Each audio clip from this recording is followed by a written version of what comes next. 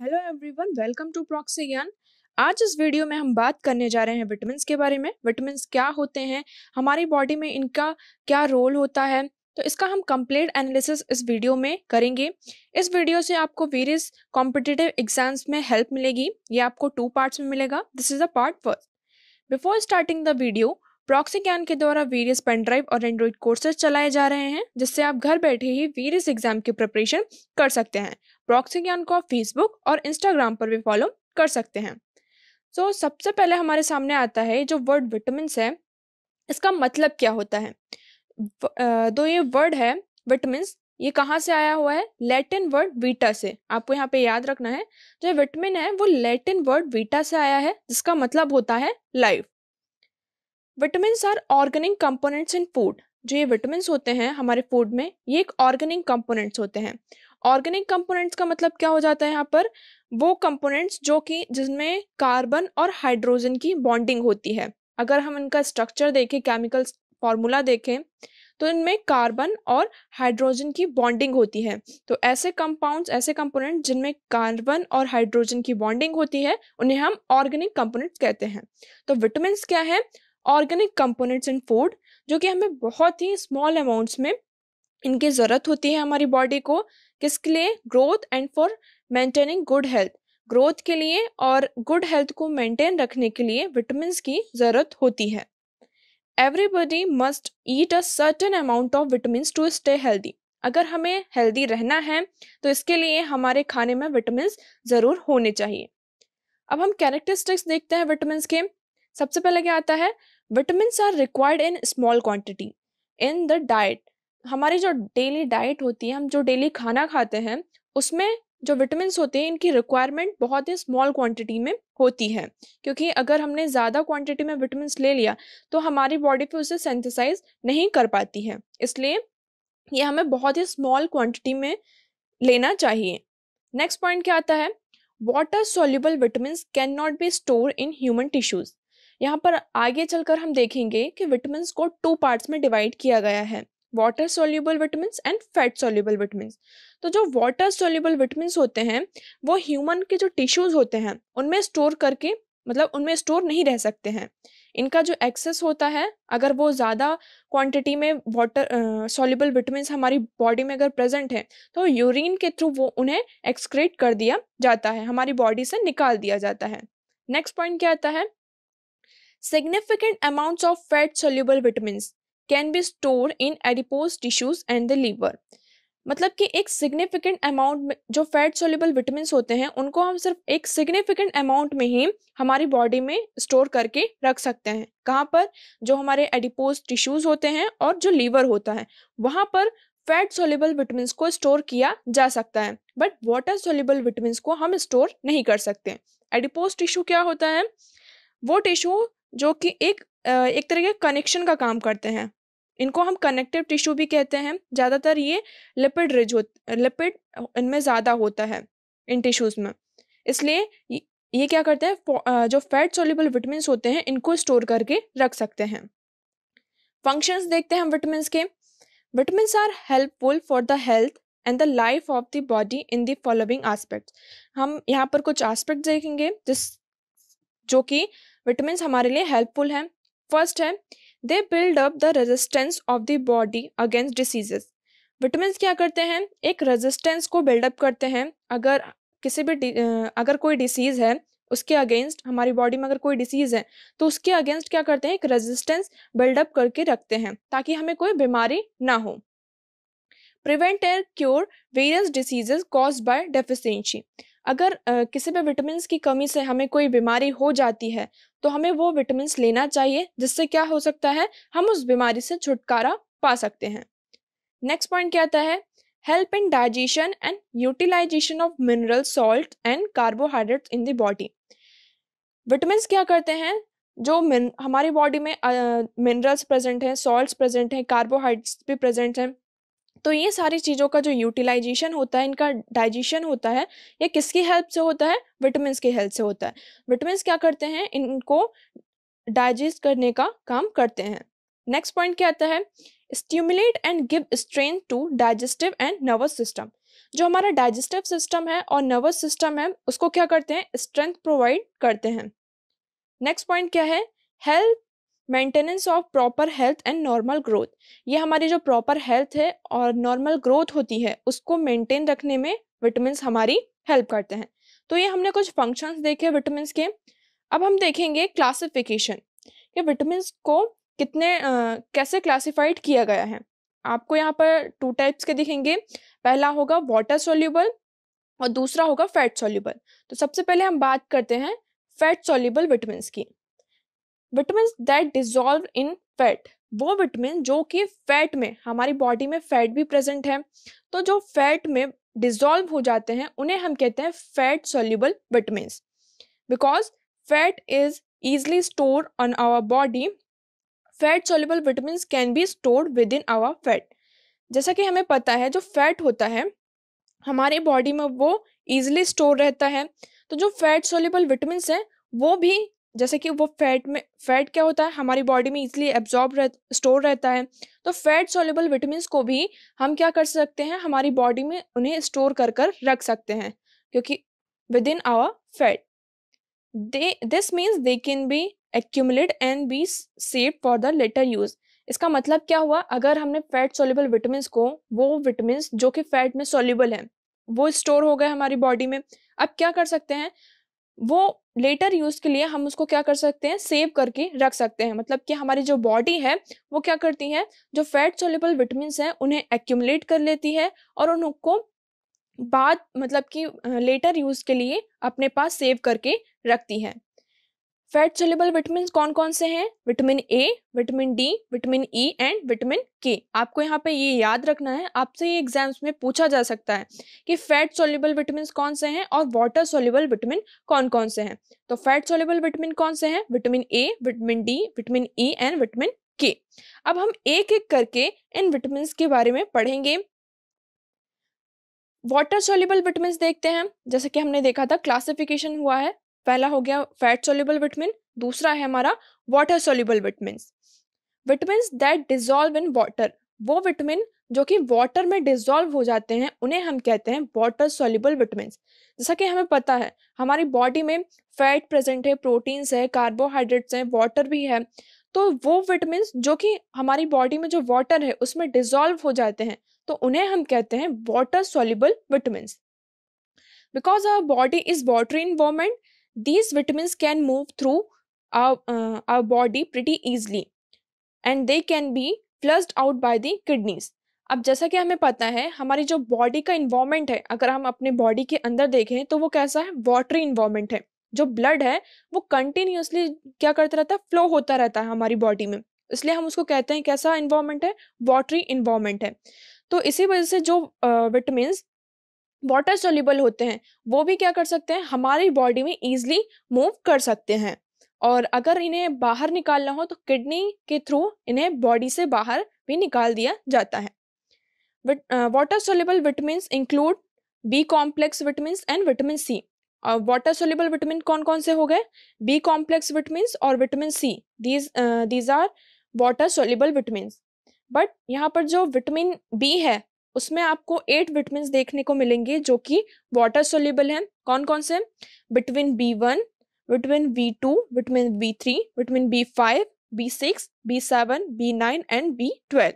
तो ये विटामिन हैं जो कि वाटर सोल्यूबल विटामिन हैं। अब हम देखेंगे इनके बीच में हम वाटर सोल्यूबल विटामिन और जो फैट सोल्यूबल विटामिन है इनमें डिफरेंस क्या है। डिफरेंस देखते हैं, यहाँ पर क्राइटेरिया है, यहाँ पर वाटर सोल्यूबल विटामिन हैं और इस साइड है फैट सोल्यूबल। इनमें हम डिफरेंस देखते हैं क्राइटेरिया के बेसिस में क्या डिफरेंस है।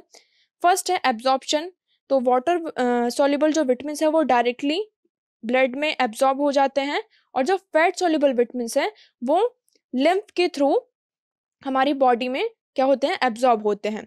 ट्रांसपोर्ट देखते हैं, जैसे कि वाटर सोल्यूबल विटामिन है, अभी हमने पढ़ा कि हमारी जो बॉडी है उसका इन्वायरमेंट कैसा है, वाटरी है, तो ये फ्रीली मूव करते रहते हैं। बट जो फैट सोल्यूबल विटामिन होते हैं इनको किसी की ज़रूरत होती है, किसी कैरियर की ज़रूरत होती है कि अगर इन्हें मूव करना है तो इसके लिए इनको किसी हेल्प की ज़रूरत होती है। स्टोरेज देखते हैं, water soluble vitamin circulate freely. और जो फैट सोल्यूबल विटामिन्स होते हैं तो हमारे सेल में जो जहाँ पर फैट स्टोर रहता है वहाँ पर फैट सोल्यूबल विटामिन स्टोर रहते हैं इन सेल विथ फैट। एक्सक्रीशन देखते हैं, वाटर सोल्यूबल विटामिन यूरिन के थ्रू हमारी बॉडी से एक्सक्रीट हो जाता है, बट जो फैट सोल्यूबल विटामिन है वो हमारी बॉडी में जो फैट होता है उसमें उसके थ्रू क्या रहता है, स्टोर रहता है। टॉक्सिसिटी की बात करें तो possible with supplements and likely with supplements. Requirement देखते हैं, जैसे कि हमें पता है वाटर सोल्यूबल विटामिन्स हमारी बॉडी से कैसे यूरिन के थ्रू इनको निकाल दिया जाता है बॉडी से, तो इसकी रिक्वायरमेंट हमें जल्दी होती है, मतलब कि हर 2-3 दिन में वाटर सोल्यूबल विटामिन्स की हमें ज़रूरत होती है। फैट सोल्यूबल विटामिन स्टोर करके इन्हें रखा जा सकता है, तो अगर हम फैट सोल्यूबल विटामिन को हफ्ते में एक बार भी लेंगे तो वो हमारी बॉडी के लिए सफिशिएंट रहेगा। अब इस पार्ट में हम सिर्फ बात करेंगे आज फैट सोल्यूबल विटामिन की। इन द नेक्स्ट पार्ट हम वाटर सोल्यूबल विटामिन को डिस्कस करेंगे। तो सबसे पहले हम देखेंगे vitamin A. Vitamin A is a group of unsaturated nutritional organic compounds. ये क्या है विटामिन ए? एक अनसैचुरेटेड न्यूट्रिशनल ऑर्गेनिक कंपाउंड का ग्रुप में आता है, जिसके अंदर आपको विटामिन ए के भी टाइप मिलेंगे। मतलब कि अगर जो इसका जैसा कि ऑर्गेनिक कंपाउंड क्या होता है, हमने अभी देखा था कि वो कंपाउंड जिनमें कार्बन और हाइड्रोजन की बॉन्डिंग होती है उसे हम कहते हैं ऑर्गेनिक कंपाउंड। उसी कंपाउंड के बेसिस पे देखेंगे कि विटामिन ए में आपको डिफरेंट टाइप्स के विटामिन ए देखने को मिलेंगे। उनका जो नाम है, उनका जो फॉर्मूला केमिकल स्ट्रक्चर होता है वो थोड़ा थोड़ा डिफरेंट होता है, इसलिए इनको अलग अलग नाम दिए गए हैं। जैसे कि उसमें क्या क्या आ जाता है, that includes retinol, retinal, retinoic acid and several pro vitamin A carotenoids. तो यहाँ पे कुछ नाम है, retinol, retinal, retinoic acid and several pro vitamin A. तो इनका अलग अलग फंक्शन है, वो फंक्शंस क्या हैं वो आगे हम देखेंगे। It's active form is present only in animal tissues. इनका जो एक्टिव फॉर्म होता है वो कहाँ प्रेजेंट होता है? एनिमल टिश्यूज में। जैसे कि इस पिक्चर में आप देख सकते हैं, जो फर्स्ट वाला केमिकल फॉर्मूला है वो किसका है? विटामिन ए ईस्टर, मतलब का रेटिनोल ईस्टर का। इसमें आप देख सकते हैं हाइड्रोजन और जो कार्बन की जो बॉन्डिंग है उसका जो केमिकल फॉर्मूला है इस तरीके से है कुछ। रेटिनोल, सेकेंड वाला रेटिनोल है, third is retinal and fourth is रेटिनसोल। नेक्स्ट हम देखते हैं डेली रिक्वायरमेंट। विटामिन ए की हमारे लाइफ में डेली रिक्वायरमेंट क्या है उसको देखते हैं। मैन एंड वुमेन में अगर कोई नॉर्मल मैन एंड वुमेन है तो उनको 600 माइक्रोग्राम की जरूरत होती है। प्रेग्नेंट वुमेन है, अगर कोई लेडी प्रेग्नेंट है, प्रेगनेंसी में लैक्टेशन में, उन 950 mcg की, इन्फेंट्स में 350 mcg, चिल्ड्रंस में 600 mcg। तो ये कुछ डेली रिक्वायरमेंट्स हैं जो कि हमारे फूड में विटामिन ए प्रेजेंट होना चाहिए। In nature vitamin A occurs in 2 forms. अगर हम देखें तो जो विटामिन ए है वो 2 फॉर्म्स में हमको मिलता है।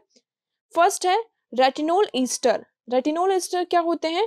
वो फूड जो कि एनिमल ओरिजिन है, जो फूड हम एनिमल से लेते हैं उनमें जो विटामिन ए प्रेजेंट होता है उन्हें हम कहते हैं रेटिनोल ईस्टर। सेकंड है कैरोटीन्स।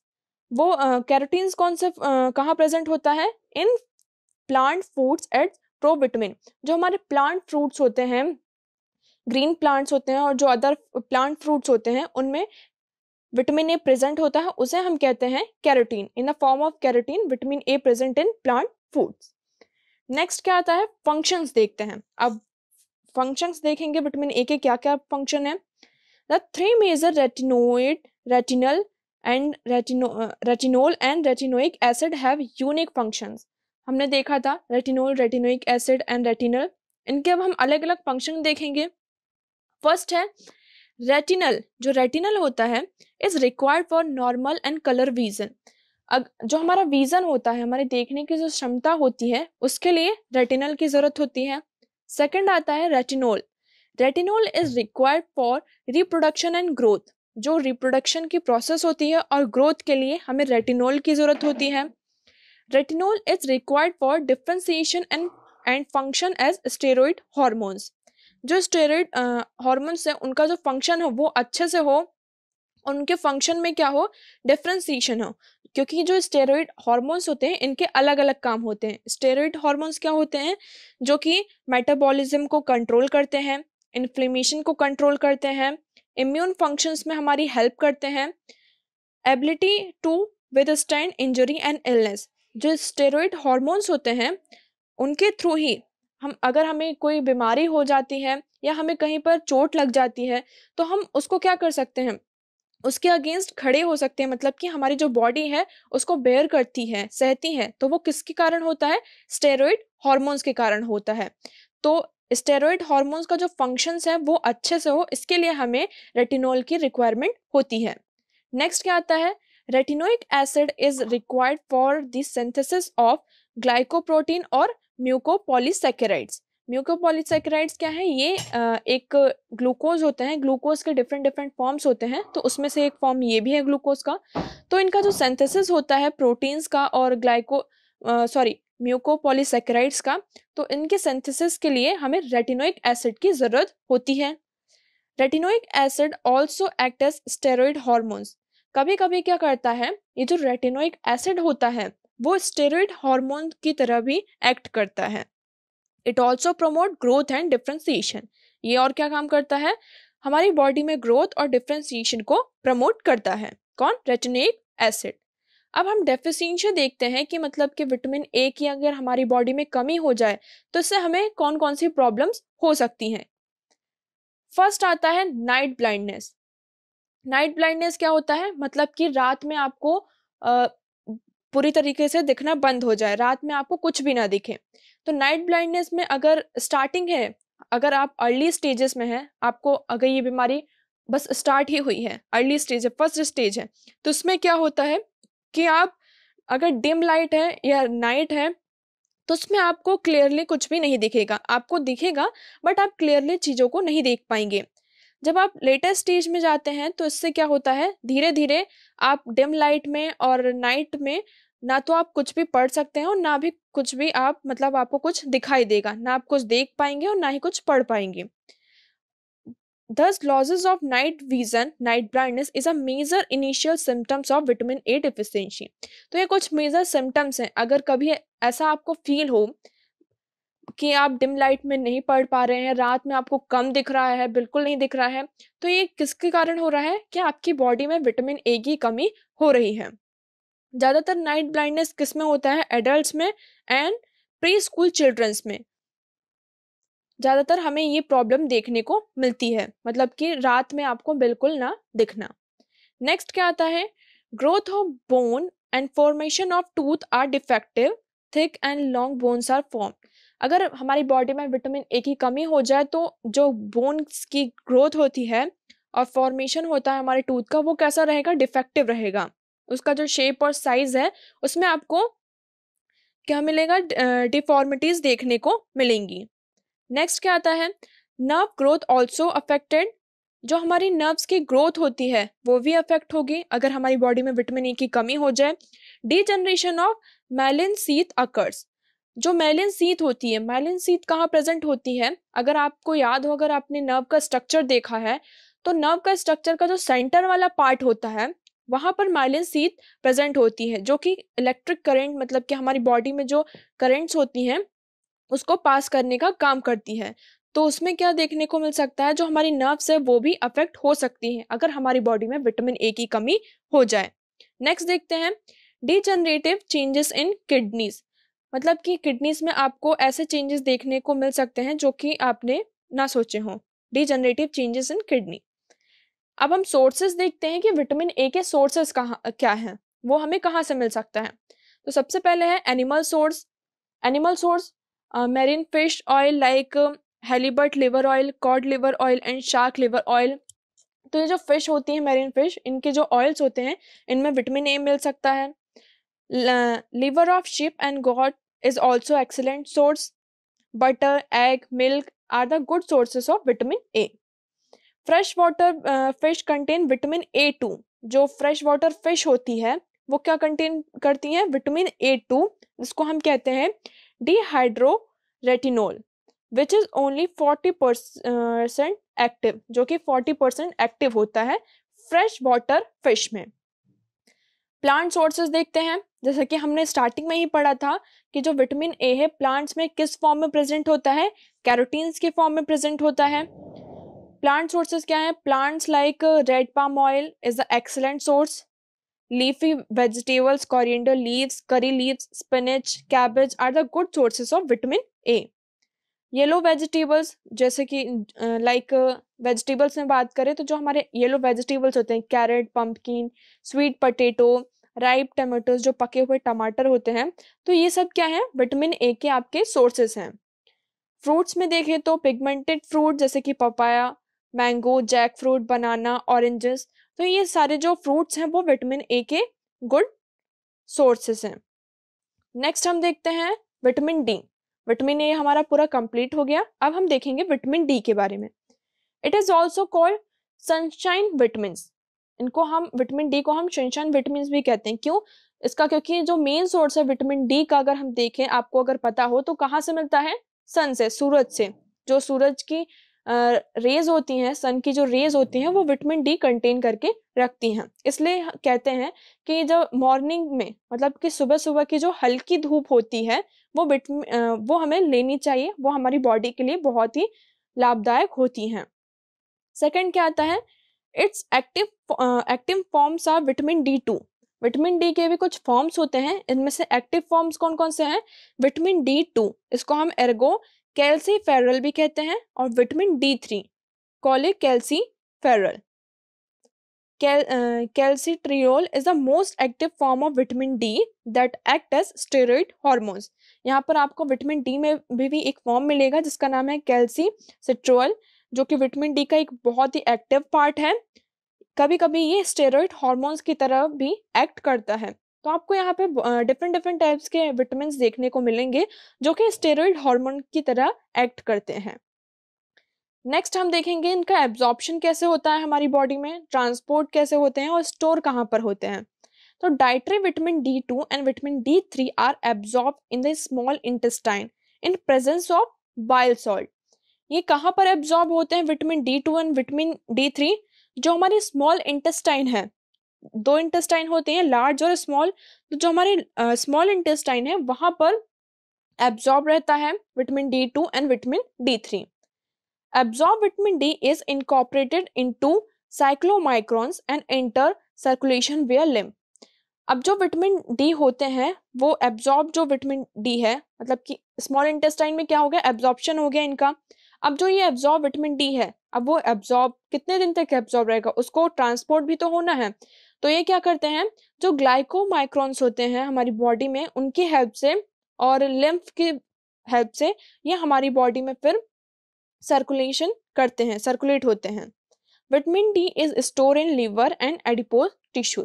विटामिन डी और कहाँ स्टोर करके रख सकते हैं, विटामिन डी लीवर में स्टोर रहते हैं और एडिपोज टिश्यूज में रहते हैं। एडिपोज टिश्यूज क्या है, हम स्टार्टिंग में ही बताया था मैंने, कनेक्टिव टिश्यूज। ये एक स्पेशलाइज्ड कनेक्टिव टिश्यू होते हैं जिनमें लिपिड का जो अमाउंट होता है वो बहुत ही ज्यादा होता है।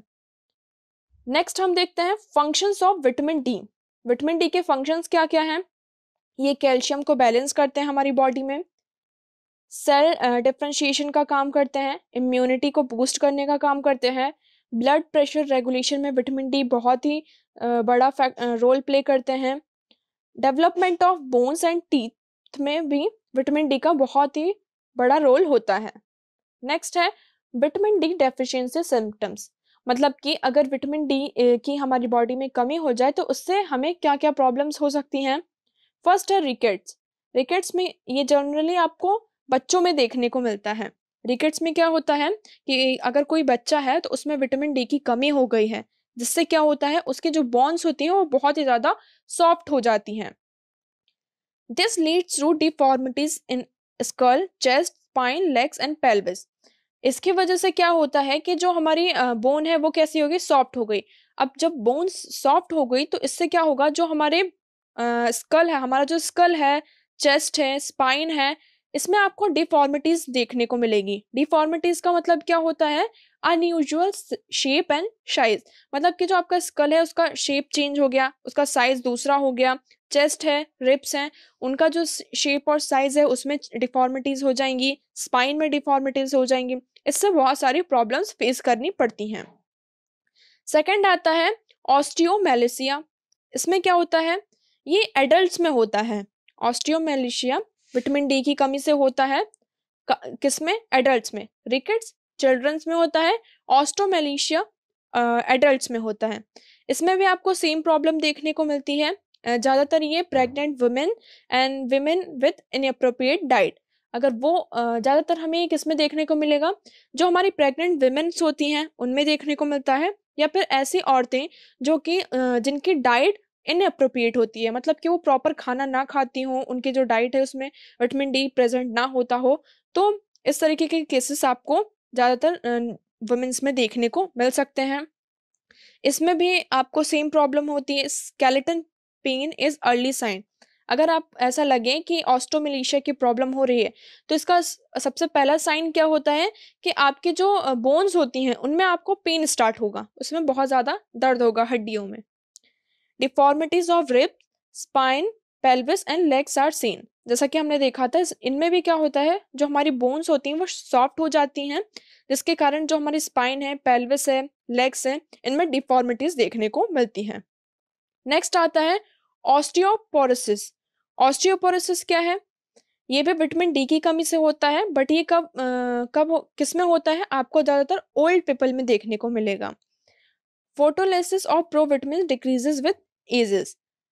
This and together with decrease sex hormones production may lead to deficiency. इसके कारण क्या होता है, जो सेक्स हार्मोन्स होता है इनका जो प्रोडक्शन होता है उसमें भी आपको कमी देखने को मिल सकती है ऑस्टियोपोरोसिस में। सिम्टम्स क्या है ऑस्टियोपोरोसिस के? कि जो आपकी जो बोन होती है वो पोरस हो जाती है। पोरस का मतलब क्या हो जाता है? उसमें होल हो जाते हैं।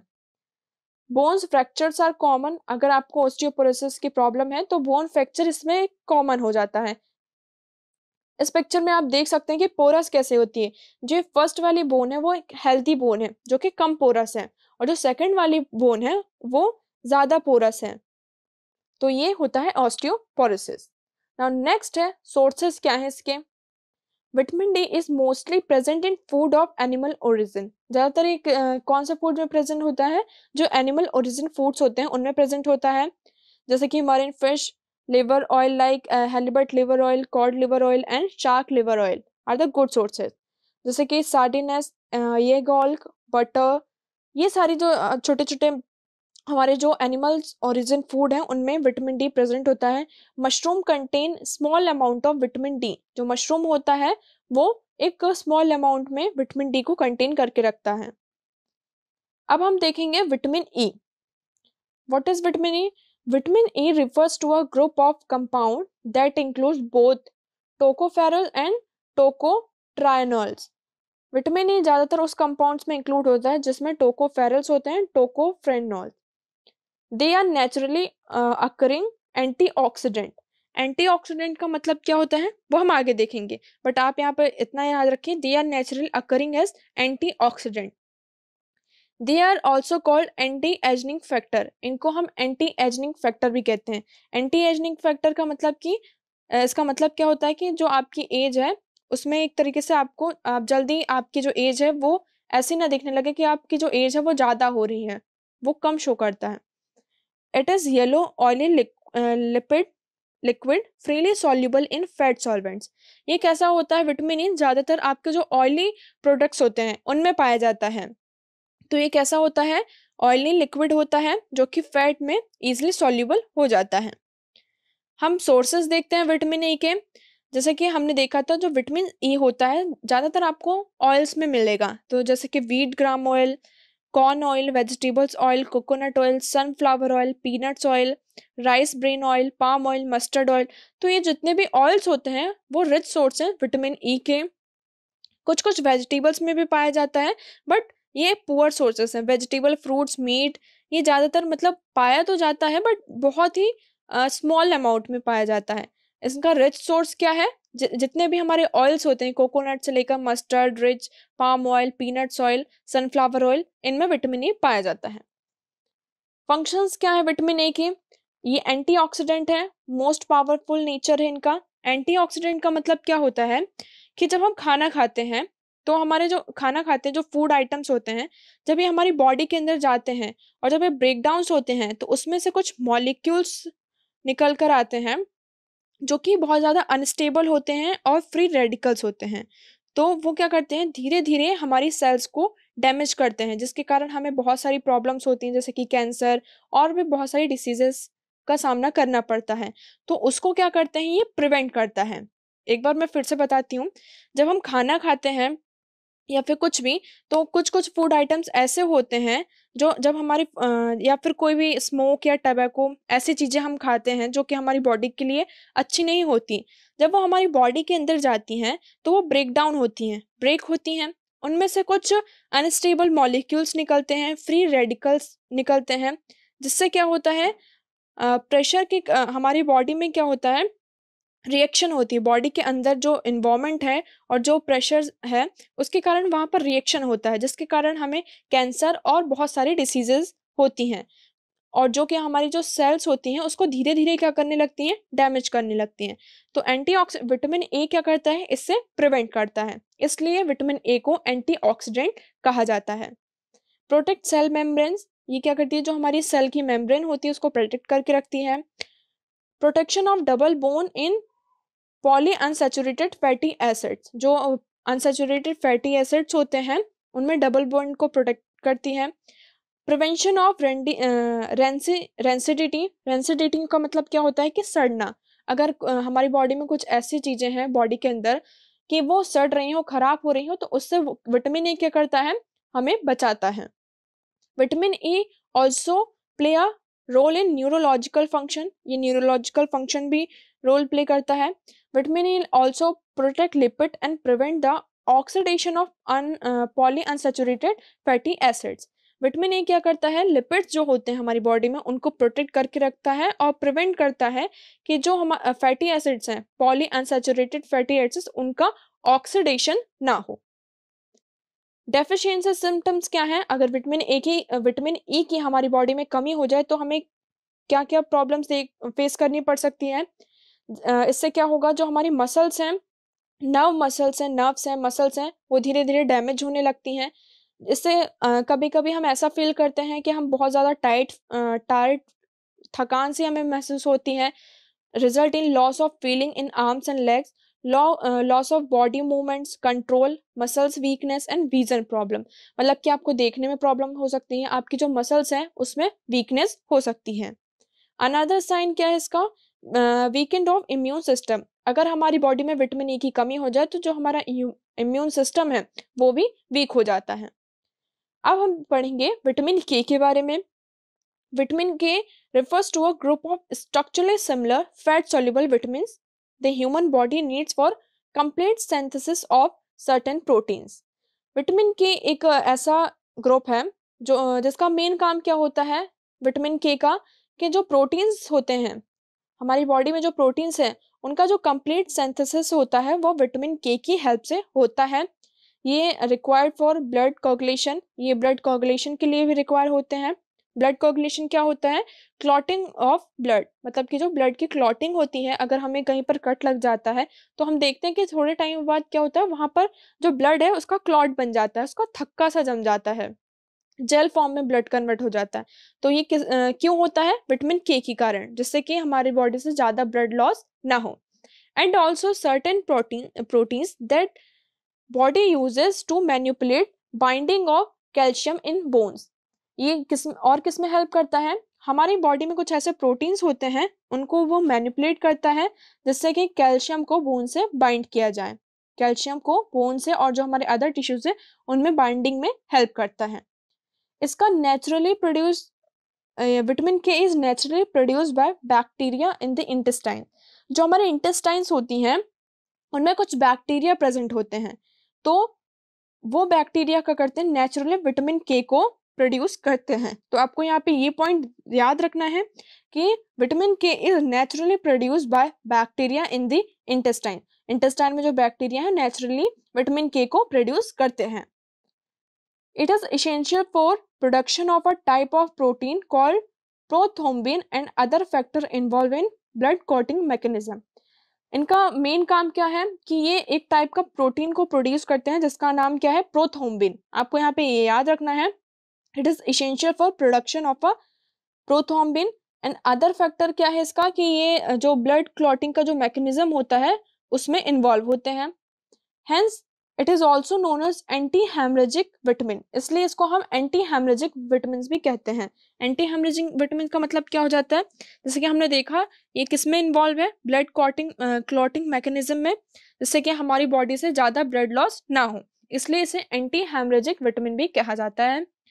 ये आपको 2 फॉर्म्स में मिलेगा, vitamin K1 and vitamin K2। इसके सोर्सेस क्या है, प्लांट सोर्स में देखते हैं, cauliflower, cabbage, spinach, greens, peas and soyabean are the rich sources of vitamin के।